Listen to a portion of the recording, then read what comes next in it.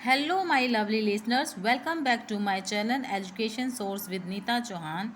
As you know जैसा कि आप जानते हो कि हम जो है 6th क्लास का सेकंड चैप्टर कर रहे हैं और जिसमें हम ऋग्वेदिक काल पढ़ चुके हैं. अब सेकंड पार्ट जो है इस चैप्टर का सेकंड पार्ट हम करेंगे जिसमें हम उत्तर वैदिक काल के बारे में पढ़ेंगे. तो हम स्टार्ट करते हैं. ऋग्वेदिक काल जब कहते हैं कि ऋग्वेद जो कि हमने पहले पढ़ा है उस संस्कृति के आधार पर जो विकास हुआ तो विकसित हुए तो उस संस्कृति में एक विकसित रूप लिखा गया मतलब एक डेवलपमेंट हुआ. तो जिसमें डेवलपमेंट के उसमें के आधार पर यजुर्वेद, सामवेद, अथर्ववेद और वेदों पर लिखी जो टीकाएं हैं, जो कहानियां हैं, ब्राह्मण ग्रंथ और आरण्यक ग्रंथ, उपवेद, आयुर्वेद, धनुर्वेद, गंधर्व वेद, शिल्प वेद, उपनिषद और 6 वेदांग शिक्षा, कल्प, व्याकरण, ज्योतिष, निरुक्त व छंद आदि से उत्तर वैदिक काल की संस्कृति की जानकारी मिलती है. तो ये जो सारी बुक्स हैं इनमें ये जो सारी बुक्स हैं इसमें ज्ञान तो है ही, उसके साथ साथ इन बुक्स में हमें वैदिक काल में जो संस्कृति अपनाई जाती थी, किस तरह से लोग जीवन यापन करते थे, उन सभी की जानकारी हमें इन बुक्स से मिलती है. उत्तर वैदिक काल की जो तारीख मानी जाती है तिथि वो 1500 ईसा पूर्व से लेकर 1000 ईसा पूर्व के बीच की मानी जाती है. यह समय आर्यों की प्रगति का काल था. तो ये जो 1500 1000 ईस्वी तक का जो समय है उसमें आर्यों ने बहुत ज़्यादा प्रगति की, विकास किया. संख्या की दृष्टि से बढ़ने के साथ साथ भौगोलिक दृष्टि से भी उनका विस्तार हो रहा था. तो मतलब जहाँ अगर देखें तो जनसंख्या में आर्य तो बढ़ रहे थे, आर्यों की संख्या तो बढ़ रही थी, उसके साथ साथ अगर हम कहें तो ज़मीन जो भूगोल था, जो हम कहते हैं कि लैंड फॉर्म्स जो होती हैं, ज़मीन जो थी उसके आधार पर भी उन लोगों ने काफ़ी विकास किया था. तो ऑब्वियसली जब जनसंख्या बढ़ेगी तो जगह भी कवर की जाएंगी. उन्होंने गंगा यमुना नदी को पार कर लिया था, पूर्व में बंगाल तक फैल चुके थे और दक्षिण में भी विंध्याचल पर्वतमाला को पार कर चुके थे. इतनी जनसंख्या और इतनी भौगोलिक दृष्टि जो है. राजनीतिक जीवन इस काल में ऋग्वेद की तुलना अगर हम करें तो राज्य जो थे उनका साइज, उनका जो है ना, राज्य बड़े हो चुके थे और जिनमें कुरु राज्य था, पांचाल राज्य था, काशी था, कौशल था, विदेह था आदि थे. तो ये सब राज्य के नाम हैं. पुरु व भरत से मिलकर कुरु वंश बना था. तो आप ध्यान रखना कि कुरु वंश जो है दो राज्यों के मिलने से एक राज्य बना. इनके राज्य में आधुनिक हरियाणा भी शामिल है. हस्तिनापुर इनकी राजधानी थी. परीक्षित और जन्मेजय इस वंश के मुख्य शासक थे. जो परीक्षित हैं और जन्मेजय ये शासक के नाम हैं. जन्मेजय की जो राजधानी थी वो आसन धीवत, जो कि आज आधुनिक असंध कहा जाता है जिसे. पांचालों का जो राज्य था वो गंगा और यमुना के उत्तर में था. वह काम्पिल्य इसकी राजधानी थी. तो हम ये कह सकते हैं कि जो पांचाल उसकी राजधानी क्या थी? काम्पिल्य. अब राजा जो थे, इस काल में राजाओं की शक्तियों में वृद्धि हुई. इस काल में राजा अनेक उपाधियां धारण करता था, जैसे सम्राट, विराट, राजा अधिराज आदि. इनके द्वारा अश्वमेध, राजसूय और वाजपेयी बड़े बड़े यज्ञों का भी आयोजन किया जाता था. तो हम यज्ञ के बारे में लास्ट में देखेंगे कौन कौन से यज्ञ किस लिए किए जाते थे, इनका क्यों, मतलब क्या पर्पज़ होता था करने के. राजतंत्र शासन प्रणाली तथा राजा का जो पद होता था वो वंश अनुगत होता था. मतलब जिसका दादाजी एक्सपायर हो, मतलब दादाजी के बाद उसका पुत्र होता था, फिर उसके पुत्र, उसका पुत्र, इसी तरह से वो पद जो होते राजा को मिलता रहता था.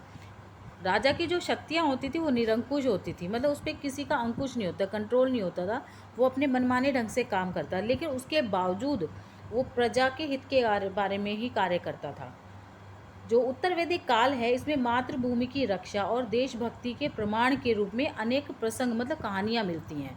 अर्थवेद में लिखा है भूमि सूक्त. उसका जो उल्लेख, भूमि सूक्त का उल्लेख किया गया, पेज नंबर जो अध्याय है वो 12 और उस पर अध्याय 12 के फर्स्ट पेज पे, जिसमें लिखा है, भूमि मेरी माता है और मैं उसका पुत्र हूँ। पृथ्वी विभिन्न जातियों, धर्म, कर्म करने वालों का भरण पोषण करती है।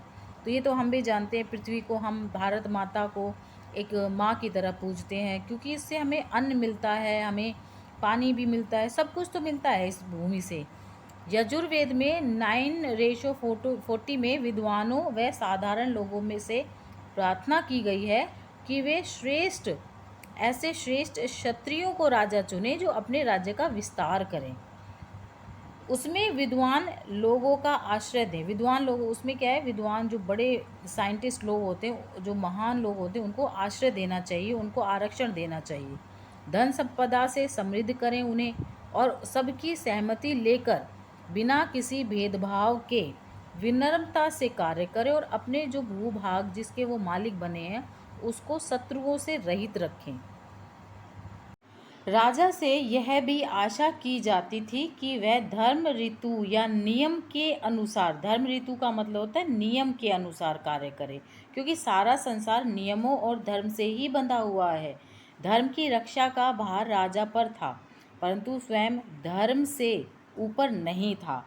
वह धर्म के सिद्धांतों को बदल नहीं सकता था।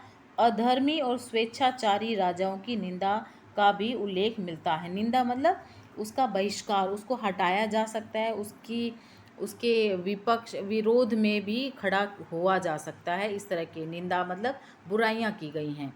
राजा के जो कार्य हैं वो इस प्रकार हैं कि जो राज्य और प्रजा की रक्षा और युद्धों में सेना का नेतृत्व करना ही उसका मुख्य कार्य है। न्याय करना मुख्य कार्य होगा उसका, और प्रजा के हित में कार्य करना उसका मुख्य कार्य है। राजा प्रजा से विभिन्न प्रकार के कर लेता था, जिसे अधिकारियों को वेतन देने, सुरक्षा करने, प्रजा हित के कार्य करने और राजमहल की आवश्यकताओं पर खर्च किया जाता था। तो आप देख सकते हो कि राजा की जो इनकम होती थी वो कर से होती थी, टैक्स लिया करते थे, या किसी न किसी रूप में वो उनसे पैसों के रूप में, धन के रूप सॉरी अन्न के रूप में, या किसी भी तरह से कर लगाए जाते थे, जिससे ये सारे खर्चे पूरे किए जाते थे। उत्तर वैदिक काल में सभा तथा समिति का महत्व कम हो गया था, क्योंकि यहाँ पर इसलिए कम हो गया था क्योंकि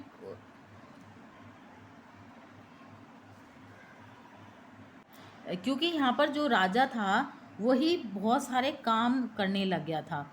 मीटिंग होना और एक इकट्ठे होके समिति बनाना लोगों की, तो इनके महत्व कम होते चले गए धीरे धीरे उत्तर वैदिक काल में। इसके अतिरिक्त राजा अपनी सहायता के लिए भागदू, मतलब भागदू का मतलब होता है कर एकत्रित करने वाला, संग्रहिता मतलब खजांची, जो खजाना होता था उसका हेड जो होता था, सूत मतलब जो घोड़े चलाते थे, सारथी वो, द्वारपाल संदेश लाने ले जाने वाला, पालागल पुरोहित, युवराज आदि अधिकारियों की नियुक्ति भी करता था। तो इसकी वजह से सभा और समिति धीरे धीरे कम होते चले गए थे। सैनिक प्रबंध कैसा था? इस काल में राजाओं ने अपनी स्थायी सेना रखनी आरंभ कर दी थी। युद्ध में हाथियों का प्रयोग भी होने लगा था। उनके अस्त्र शस्त्र में प्रमुख धनुष बाण होता था। इनके बाणों के नुकीले आगे वाले भाग, अग्रभाग मतलब आगे वाले भाग, कई बार विष से बुझे भी होते थे, मतलब विष से बने होते थे, विष उस पर लगा होता था। सैनिक युद्धों के अतिरिक्त कृषि जैसे असैनिक कार्य भी करते थे। तो यहाँ पर देखते हैं कि यहाँ पर कुछ हिंट्स दे रखे हैं। जो सेना है, सेनापति, शता, प्रतिहारी, सूत राजा का सारथी, ग्रामीणी गांव का मुखिया होता था, महिषी कौन होता था? मुख्य रानी को महिषी कहा गया है। गाविक कर्तन जंगल विभाग का प्रधान होता था, और शता जो होता वो प्रतिहार होता था। न्याय व्यवस्था, छोटे झगड़ों का निपटारा ग्रामीण ही किया करते थे। ग्रामीणी जो होते थे मतलब जो आज के टाइम में हम जिसको सरपंच बोलते हैं। निर्दोष सिद्ध करने के लिए अग्नि, जल आदि परीक्षाएं भी होती थी। मृत्यु दंड नहीं दिया जाता था। अपराधों के लिए आर्थिक व शारीरिक दंड ही दिए जाते थे। जैसा कि हम पहले पढ़ चुके हैं, जब मृत्यु किसी की हत्या कर देता था तो 16 गाय जुर्माने के तौर पर, या फिर कई बार उसे मृत्यु के तौर पर मृत्यु का भी दंड दिया जाता था। तो इस तरह से देख लेते मतलब एक क्या होता था, अपराध की सज़ा फाइनल कर लेते थे। सामाजिक जीवन कैसा था उन लोगों का? समाज की सबसे छोटी इकाई परिवार होता था, जो हमने ऋग्वेद काल में भी पढ़ा है। परिवार पितृसत्तात्मक थे, जैसे कि पिता की सत्ता होती थी, मतलब पिता के अधिकार होते थे। अर्थात पुत्र को पिता के गोत्र से ही जाना जाता था। गोत्र मतलब होते थे उनका जो गोत्र होता है, जब आप धीरे धीरे बड़े हो जाओगे तो आपको पता चलेगा कि गोत्र क्या होता है। परिवार के बड़े पुरुष को ही परिवार का मुखिया माना जाता था, और उसका घर की उसका जो घर होता था उसकी सारी संपत्ति और तथा सदस्यों पर पूरा नियंत्रण होता था। तो ये तो आज भी हमारे समाज में ऐसा ही होता है। अर्थवेद में लिखी एक कामना से यह सिद्ध हो जाता है कि पुत्र अपने पिता के प्रति भावना, जो भक्ति भाव होते थे वो हो रखता है। अपनी माता के प्रति एक मन वाला हो। पत्नी अपने पति से सदा मधुर और विनम्र वाणी में बोले। भाई भाई से तथा बहन बहन से घृणा ना करे। खाना पीना साथ हो, एक होकर यज्ञ अग्नि के चारों ओर शामिल हों, और चक्र के अरे धुरी से जुड़े रहते हैं। मतलब जो मतलब ये सारी चीज़ें कहने का मतलब ये एक दूसरे से कनेक्टेड हैं, जुड़ी हुई हैं, और यही एक सामाजिक जीवन की नींव है। नेक्स्ट है वर्ण व्यवस्था। ऋग्वेद की भांति ऋग्वेद की तरह ही समाज वर्णों में विभाजित था, परंतु उसका आधार अब भी कर्म ही था। तो हम पहले भी पढ़ चुके हैं, जो वर्ण जो थे वो कर्म के आधार पर क्या है, डिवाइड थे और आज भी हैं। शूद्रों के साथ भेदभाव नहीं होता था। छुआछूत की भावना भी नहीं थी। वैश्वदेव यज्ञ में लगे आर्यों के लिए शूद्रों द्वारा भोजन बनाने का प्रावधान था। अर्थवेद में सभी वर्णों की कीर्ति के लिए कामना मिलती थी। कीर्ति होता है शान शौकत, भलाई के लिए जो है वो कामना की जाती थी। अर्थवेद में सभी वर्णों के लिए कहते थे कि सभी के लिए अच्छा ही सोचा जाता था, और उनके शान और शौर्य की कामना की जाती थी। मतलब आशीर्वाद पूर्ण तरह से एक अच्छी भावना रखी जाती थी। वर्ण व्यवस्था आगे चलकर जन्म पर आधारित होने लगी, फिर भी वे परिवर्तनशील थे। हमें अनेक उदाहरण मिलते हैं जिनसे पता चलता है कि ब्राह्मण कुल में जन्म लेकर बाद में वह क्षत्रिय बना। मतलब पहले वो ब्राह्मण था, बाद में वो क्षत्रिय बना। वैश्य कुल में जन्म लेने लिया, परंतु ब्राह्मण कहलाए। तो ये सारी चीज़ें कहती हैं कि यहाँ पर कि पहले तो कर्म के आधार पर वर्ण जो थे वो निर्धारित हुए, लेकिन बाद में इसमें थोड़े से बदलाव भी किए गए। आश्रम व्यवस्था, तो ये आश्रम व्यवस्था बहुत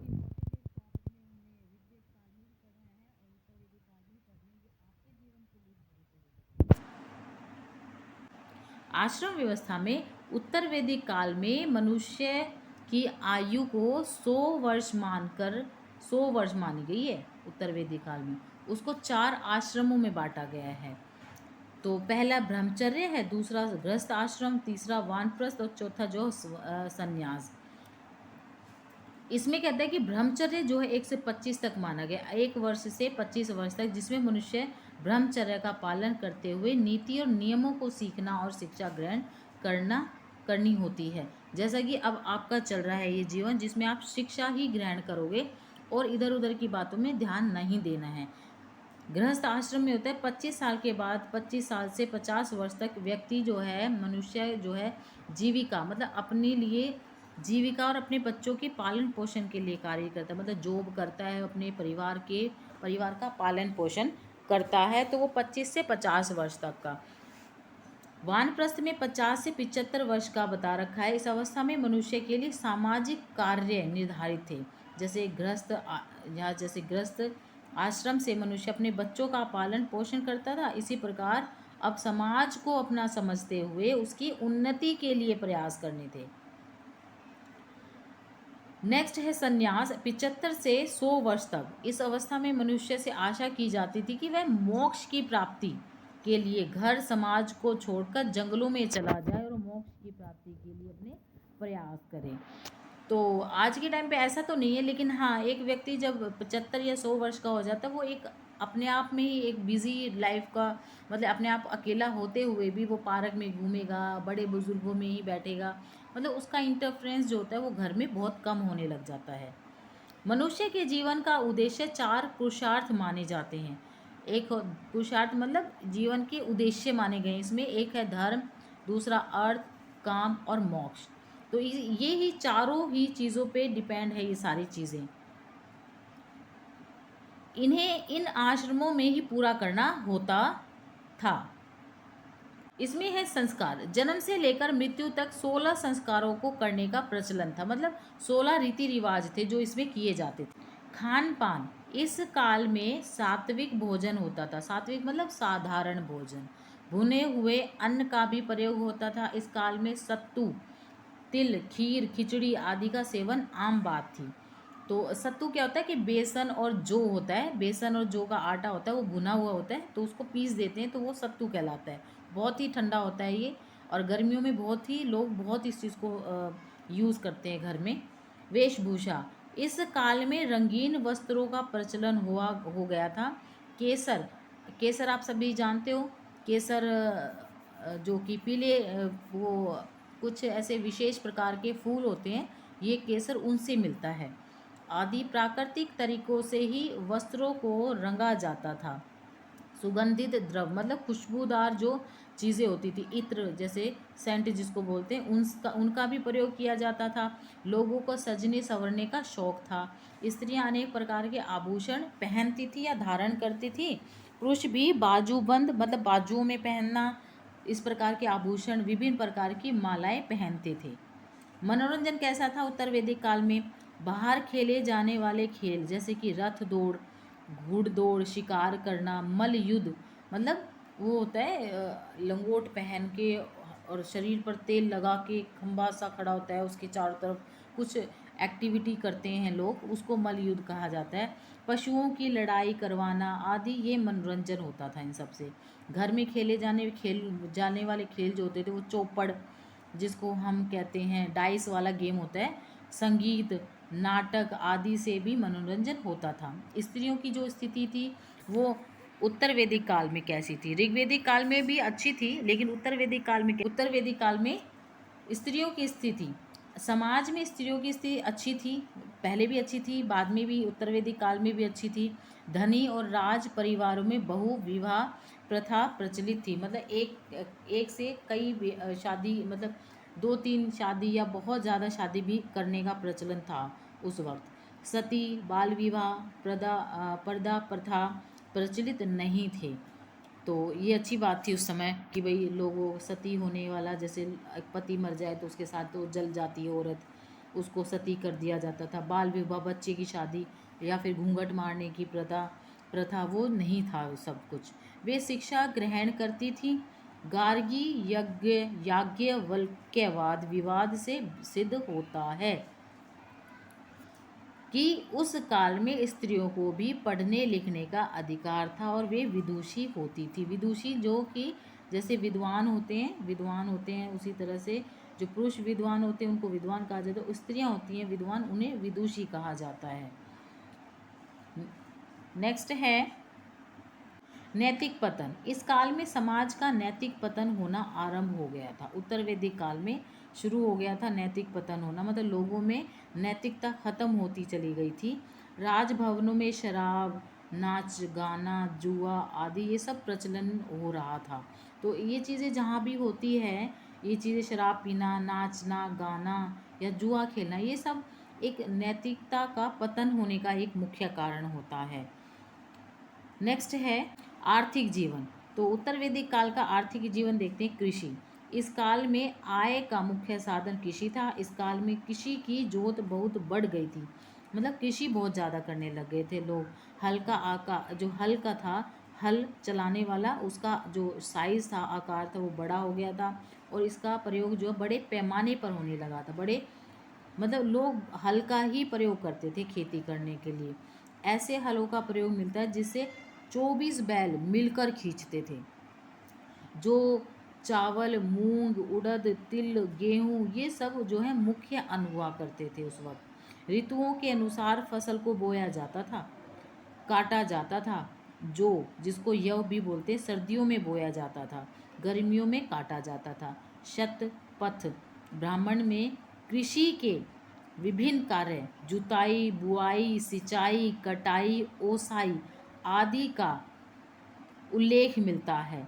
उत्पादन बढ़ाने के लिए गोबर की खाद का प्रयोग होता था।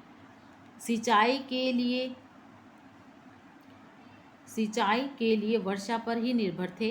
कुएं और नदियों का जल का भी प्रयोग करते थे। ज़्यादा बारिश आना और कम बारिश का होना, या फिर अन्य प्राकृतिक जो आपदा होती थी, मतलब कोई जो प्रकृति रूप से सूखा पड़ जाए या बाढ़ आ जाए, तो उसके आने का किसानों में भय बना रहता था। कृषि को रोगों और ऐसी आपदाओं से बचाने के लिए तंत्र मंत्र का लोग क्या करते थे, प्रयोग किया जाता था उस वक्त। लोग कैसे पशुपालन का कैसे क्या करते थे, पशुपालन में इस काल में गाय का महत्व काफ़ी था और आज भी है। उसे श्रद्धा की दृष्टि से देखा जाता था। इस काल में हाथी और ऊंट भी पाले जाते थे। इसके अलावा अतिरिक्त मतलब अलावा घोड़ा, सुअर, गधा, कुत्ता और कई अन्य काम आने वाले पशुओं को पाला जाता था। नेक्स्ट है उद्योग धंधे किस प्रकार के थे उस समय पर। तो वाजसनेयी संहिता में हमें ये जो है बुक है, तो ये एक बुक है जिसमें हमें विभिन्न व्यवसायों का उल्लेख मिलता है, जिनमें रथकार, स्वर्णकार मतलब चर्मकार, लुहार, कुंभकार, जुलाहे, स्वर्ण का सुनार कहते हैं जिसको, रथ जो तैयार करते हैं, जो चमड़े का काम करते हैं, जो लोहे का काम करते हैं, जो मिट्टी को बनाने का काम करते हैं, घड़े बनाने का, और जुलाहों का, धोबी का, वधिक, नट, गायक, गोप, सूत, नाई और ज्योतिषी इत्यादि जो हैं प्रमुख जो हैं उद्योग धंधे हुआ करते थे। नेक्स्ट उद्योग, धातु उद्योग होते थे उस समय पर। जो धातु उद्योग हो, तो इस काल में सोना मतलब हिरण्य, लोहा, कृष्ण अयस्क, तांबा, लाल अयस्क और चांदी, टीन, शीशा आदि धातुओं के प्रयोग का पता चलता है। धातुओं से आभूषण, कृषि संबंधी उपकरण और बर्तन तथा लड़ाई के लिए अस्त्र शस्त्र बनाए जाते थे।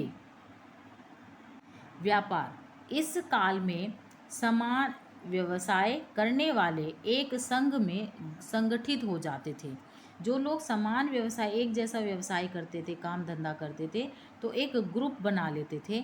साहित्य में ऐसे अनेक संघों का उल्लेख मिलता है, मतलब ऐसे जो ग्रुप हैं उनका उल्लेख मिलता है।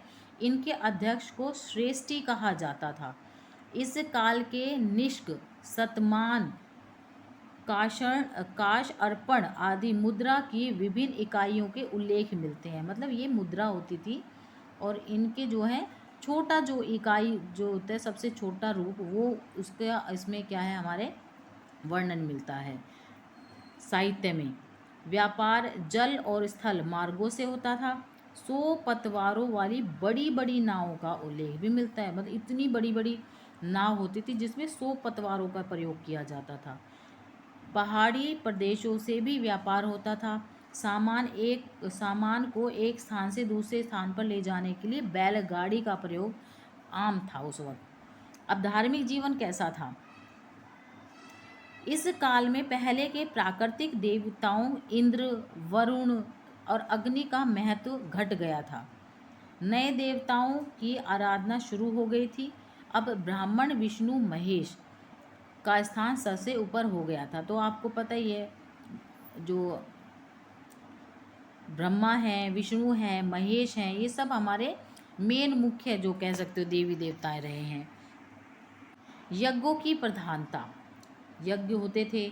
इस काल में यज्ञों की प्रधानता हो गई थी और यज्ञ वेदियों की रचना, यज्ञ वेदी मतलब जैसे कि जिसमें हम आग जलाते हैं उस तरह की वेदियाँ होती थी, जिसके अंदर हम एक छोटी सी कह सकते हैं होदी सी बना के उसके अंदर लकड़ी जचाते थे और फिर आग लगाते थे, उस तरह से उसको यज्ञ वेदी कहा जाता है। उनके संचालन के लिए पुरोहितों का होना कई दिनों तक चलने के कारण यज्ञ आम जनता की पहुंच से दूर हो गए थे, क्योंकि ये यज्ञ बहुत दिन चलते थे, लंबे लंबे चलते थे। उत्तर वैदिक काल में कर्म कांडों ने प्रधानता बना ली थी। मतलब जो अच्छे अच्छे कर्म करते, मतलब वही थे, मतलब पूजा पाठ, भगवान देवी देवताओं की, इस तरह के कर्म कांड होने लगे थे लोगों में, जिनमें घर के कार्यों के साथ साथ महायज्ञों के ऐसे विधान बन गए थे जिनकी कल्पना साधारण मनुष्य की सोच से बाहर थी।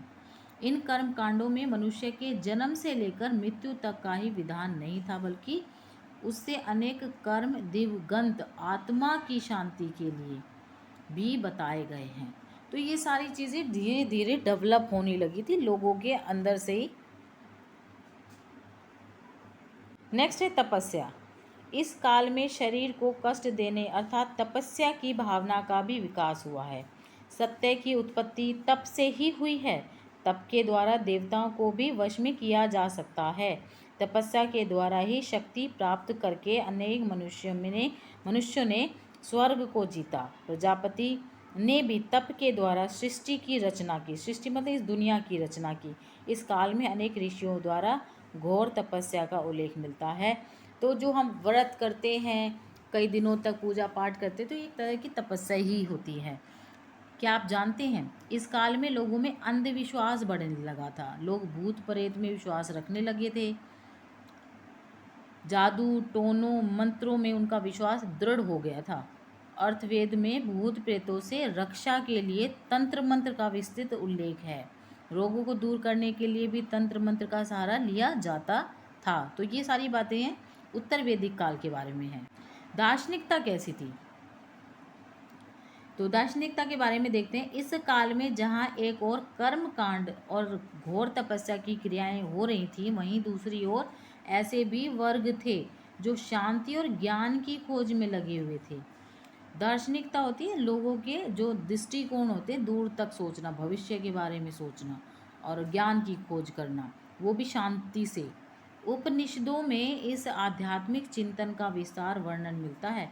आत्मा, परमात्मा, ये सृष्टि मतलब ये दुनिया और फिर मोक्ष प्राप्त करना आदि इनके प्रमुख विषय थे।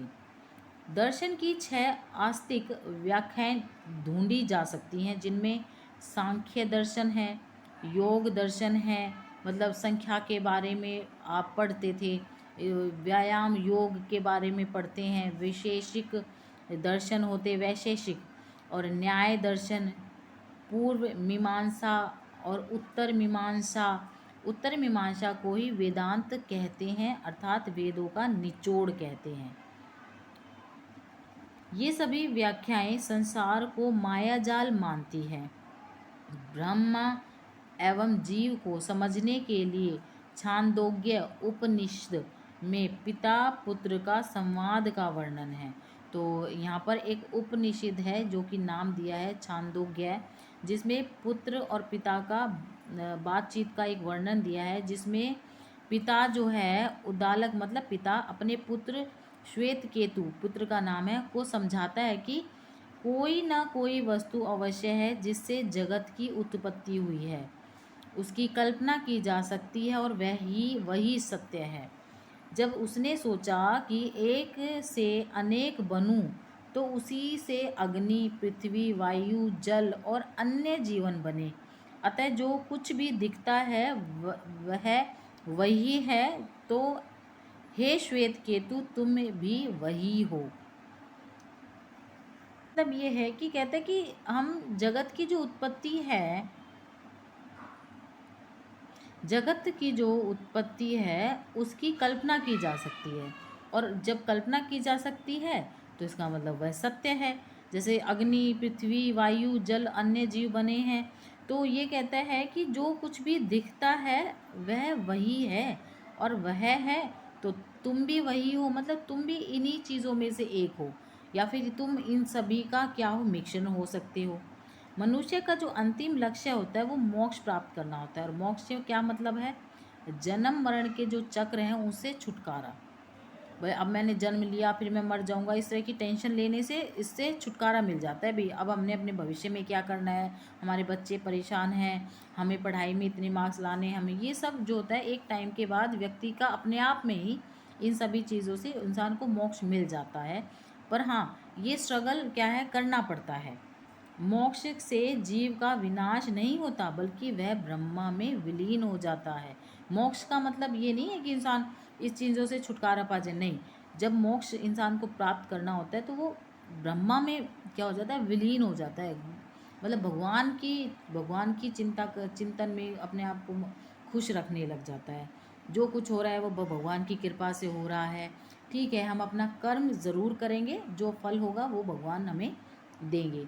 जिसका वह अंश होता है, यह एक चरम शांति की स्थिति होती है, जब व्यक्ति को अंत में एक शांति मिलती है जो हमें ज्ञान से प्राप्त होती है, और हम ज्ञान प्राप्त कर रहे हैं यहाँ से।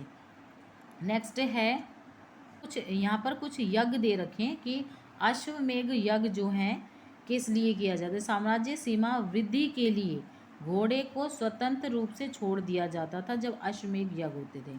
राजसूय यज्ञ क्या क्या से होता था, क्या करते थे, उसमें राजा के राज्याभिषेक से संबंधित जो होता था वो राजसूय यज्ञ कहलाता।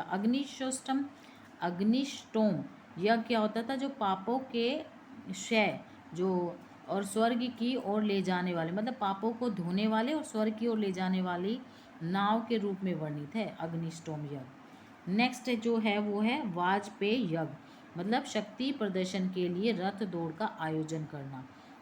तो मतलब जो रथ दौड़ होती थी तो जो जीत जाता था तो वही जो होता था शक्तिशाली कहलाता था। तो यहाँ पर हमारा जो ये चैप्टर है 6th क्लास का सेकंड चैप्टर, और सेकंड चैप्टर का ये सेकंड पार्ट है, जो कि अब ख़त्म हो गया है, फिनिश हो गया है। अब हम आपको नेक्स्ट वीडियो में मिलेंगे नेक्स्ट चैप्टर के साथ। तब तक के लिए अपना ध्यान रखिए, बाय।